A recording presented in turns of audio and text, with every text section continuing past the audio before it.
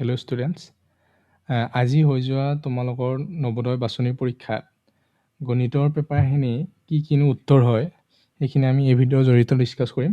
তোমালোকে এনচাৰৰ লগত তোমালোকে কি দিছা সেইটোৰ লগত মিলাই চাবা। প্ৰথমতে চাম যে এটা পঞ্চভুজত 4টা বাহুৰ মাপ দিয়া আছে 63, তো 4টাত দিয়া আছে 63 আৰু পৰিধি যদি 80 হয়, তাৰমানে কি 5টাৰ 80 হয় যদি আৰু 4টাৰ যদি 63 হয়, দুটা বিয়োগ কৰিলে কিমান হ'ল 17। তো বাকী 5 নম্বৰ বাহুটোৰ হেৰি কি হ'ব 17 হ'ব। এইটোৰ এনচাৰ কি হ'ব 17। তাৰপিছত নেক্সটটো চোৱা, এটা সম্পূৰ্ণ কোণ মানে কিমান? সম্পূৰ্ণ কোণ মানে হ'ল 360। এতিয়া 360ত কেইটা সমকোণ, আকৌ সমকোণ মানে হ'ল 90 ডিগ্ৰী। 90 ডিগ্ৰী কেইটা থাকে? 4টা, কাৰণ 4 পূৰণ 90 কৰিলে 360 হয়। তো এইটো এনচাৰ হ'ব এইটো। তাৰপিছত 43টো চোৱা, আয়ত আন্তঃকোণবোৰৰ যোগফল হ'ল আয়তৰ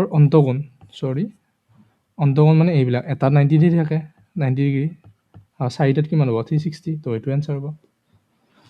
তাৰপিছত সুধিছে যে এটা পৰীক্ষাত 115টা পৰিয়ালৰ ভিতৰত থকা ল'ৰা ছোৱালীৰ সংখ্যা দ্বন্দ্বচিত্ৰৰ দ্বাৰা দেখুৱাইছে। ঠিকে আছে, কিমান আছে? 115টা।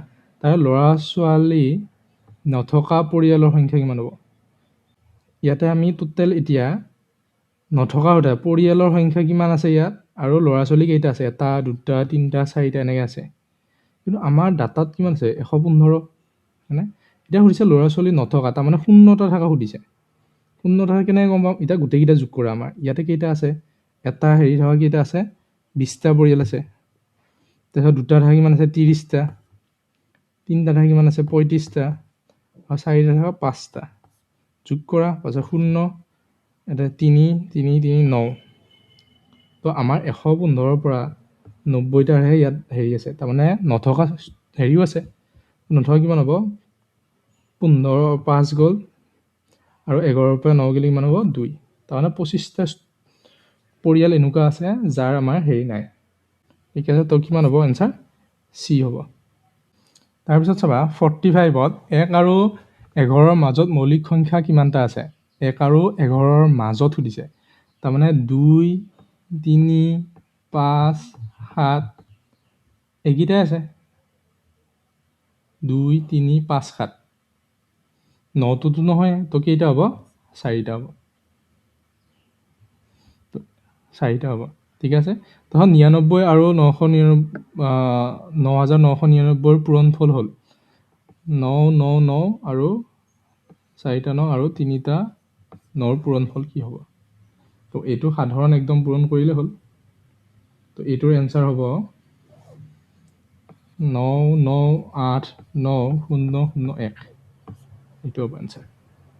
তাৰপিছত 0.2 আৰু 0.03, তো 3 দুগুণ কিমান? 6।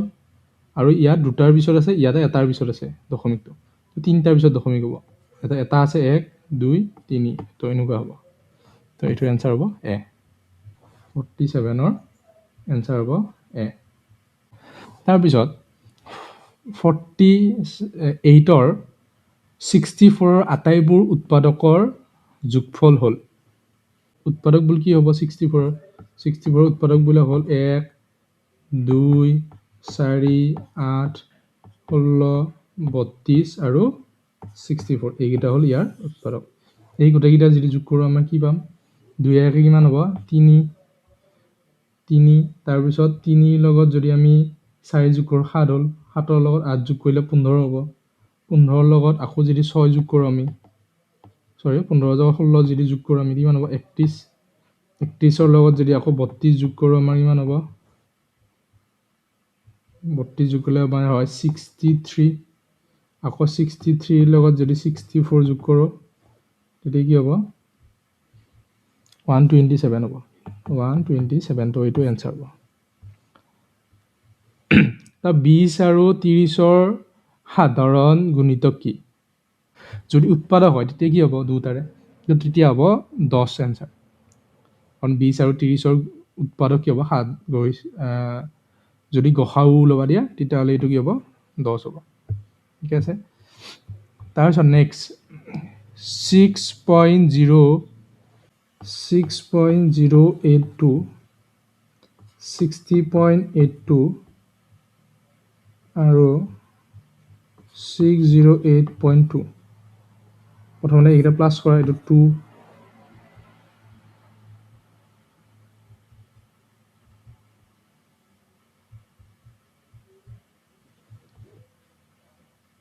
2 এইটো 0 হ'ল 8 2 10 10 একে 11 এইটো দশমিক থাকিব 6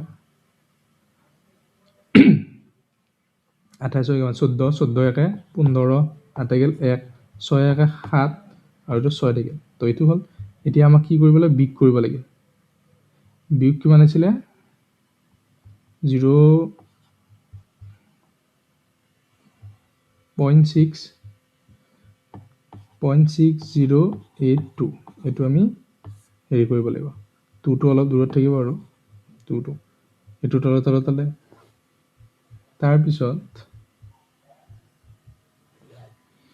এইটোত যদি 0 আমি ধৰি লওঁ এইটো গ'লে 8 হ'ল 8 এটা থাকিল কিমান 1 তো 11 পৰা 8 গ'লে কিমান থাকিব 3 এটা থাকিল 9 9 পৰা 0 গ'লে 9 ইয়াতে থাকিল কিমান 0 থাকিল 0 মানে 10 ধৰিলোঁ 10ৰ পৰা 6 গ'লে কিমান হ'ব 4 আৰু 5 আছিল 5টো হাতে গৈছিল 1 তো 4 থাকিল তো 7 6 6 7 4 আৰু 4 9 3 8 এইটো আনসাৰ হ'ব এইটো নেক্সট কুৱেশ্যন 0.1 0.1 আৰু 0.1 তিনিবাৰ পূৰণ কৰিব লাগে চোৱা তিনিবাৰ পূৰণ কৰিলে দশমিক তিনিটাৰ পিছত আহি যায় তো এক পূৰণ কৰিলে একে হয় এতিয়া দুটা শূন্যৰ পিছত দশমিকটো হ'ব তাৰমানে এইটো আনসাৰ হ'ব তাৰপিছত ইয়াতে আছে যোগ ইয়াতে আছে পূৰণ ইয়াতে আছে যোগ প্ৰথমতে আমি কি কৰোঁ পূৰণ কৰোঁ কাৰণ 2 2 কাটা গ'ল তাৰমানে 3/2 প্লাছ 3 প্লাছ 2/3 2/3 এইটো তো ইয়াতে কি ল'ম 2 কমন ল'ম ওপৰত থাকিল 3 2ক 3 দি 2ক একেদি ইয়াত 1 থাকিব 2ক একেদি হৰণ কৰিলে একবাৰে যাব তাৰপিছত ইয়াতে ওপৰত কি হ'ব 6 হ'ব তেতিয়া কাৰণ 2 দি পূৰণ কৰিলে 3 2 6 আৰু ওপৰত থাকিল 3 তো 6 6 12 12/2 তো 6 হ'ব তেতিয়া আনসাৰ এইটো কি হ'ব 6 হ'ব এইটো আনসাৰ 52ৰ বি তাৰপিছত ইয়াতে চোৱা যদি শূন্য যেটা থাকে দশমিক সেইটাৰ পিছত দিওঁ আমি সেইটোৱে তো ইয়াতে দশমিক হ'ব এইটোতো সহজ একদম আনসাৰ ইয়াতে কি হ'ব ইয়াতে এইটো আছে তাৰমানে আমি এইটো লিখিব পাৰোঁ 308 আৰু কেইটা শূন্য তিনিটাৰ পিছত এনেকৈ দিব পাৰোঁ কাটাকাটি কৰা এতিয়া কাটাকাটি কৰিলে এতিয়া থাকিব 500 ওপৰত থাকিল 2 1ক যায় 2ক যায় একবাৰ তাৰপিছত 3ক যাব দুবাৰ আৰু 18ক যাব 9বাৰ সৰি এইটো একবাৰ যাব 3ক যাব একবাৰ তাৰপিছত ইয়াত থাকিব 19 এইটো প্ৰথমটো এনসাৰ হ'ব নেক্সট 55টো তোমালোকে চাবা 55টো কি আছে চেণ্টিমিটাৰৰ পৰা মিটাৰলৈকে নিলে আমি কি কৰোঁ 100 হৰণ কৰোঁ ইয়াতে আকৌ চেণ্টিমিটাৰ স্কুৱেৰ যেতিয়া থাকে তেতিয়া 100 আমি দুটাই দি হৰণ কৰোঁ তাৰমানে ইয়াতে এটা কি আছে 100 আছে ওপৰত তলত এটা 100 দি কেইবাৰ হৰণ কৰিম দুটা হৰণ কৰিম তো এইটো শূন্য গ'ল এইটো শূন্য গ'ল তো ৰ'ল কি 0.01 মিটাৰ স্কুৱেৰ তো এনসাৰ হ'ব এইটো নেক্সট কুৱেশ্যন জয়পুৰলৈ যোৱা ৰেলগাড়ী এখনে দিল্লীৰ পৰা ইমান AM যাত্ৰা আৰম্ভ কৰি 3:30 বজাত পালে কেইটাত আৰম্ভ কৰি 10:45 তেওঁ যাত্ৰা কৰা সময় কি হ'ব এতিয়া চাবা 10:45 পৰা 11:45 লৈকে 1 ঘণ্টা 12:45 লৈকে 2 1:45 লৈকে 3 2:45 লৈকে 4 ঘণ্টা আকৌ 3:30 লৈকে কি হ'ব 4 ঘণ্টা আৰু ইফালে কিমান থাকিল 45 বা 30 লৈকে 45 মিনিট তাৰমানে কি হ'ব 4 ঘণ্টা 45 মিনিট হ'ব সেইটো এনসাৰ তাৰপিছত 58394 86 আৰু 86 এৰি আমি কি কৰিব লাগে এইটো বিয়োগ কৰিব লাগে দুটা কি হ'ব বিয়োগ 58394 তেতিয়া আমাৰ কি হ'ব 58222 হ'ব এইটো বিয়োগ কৰিলে এতিয়া ইয়াৰে খালী ঠাইটো বহাব পাৰিছে, তাৰমানে 86 পূৰণ হৈছে, এই 86টো কি হ'ব, ইফালে আহিলে হৰণ হ'ব। তো এই বস্তুটো আমি 86 হৰণ কৰি দিওঁ।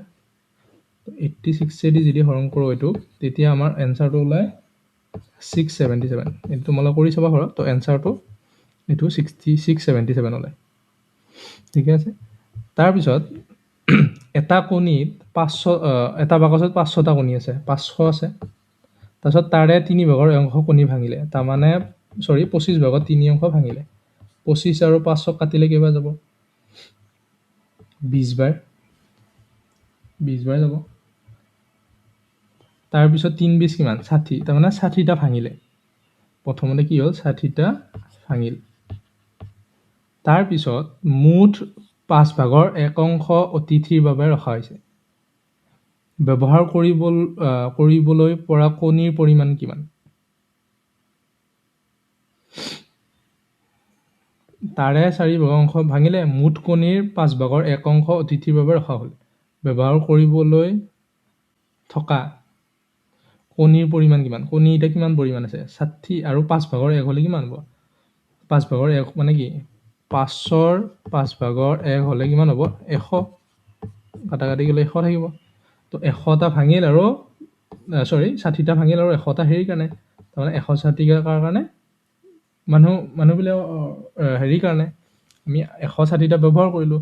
এতিয়া 5ৰ পৰা যদি 160টা আমি উইক কৰোঁ, 5ৰ পৰা 160টা যদি বিয়োগ কৰোঁ আমি,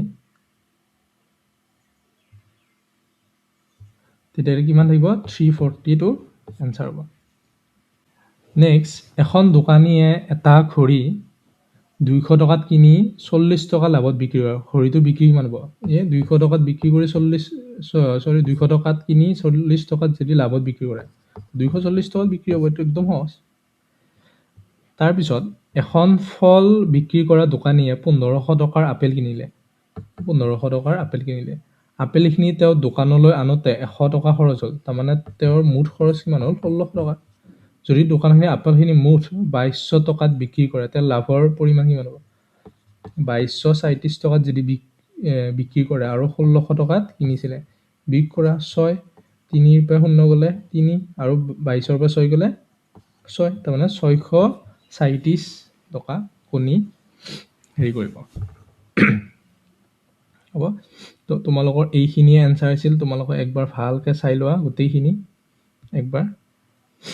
তো তোমালোকৰ কিমান কাৰেক্ট হৈছে সেইটো বস্তু মোক তোমালোকে পঠাই দিবা, কিমানখিনি কাৰেক্ট হৈছে। তো নেক্সট আমি আবেলিকে অসমীয়াখিনি আমি ভিডিঅ' কৰি দি দিম। ধন্যবাদ।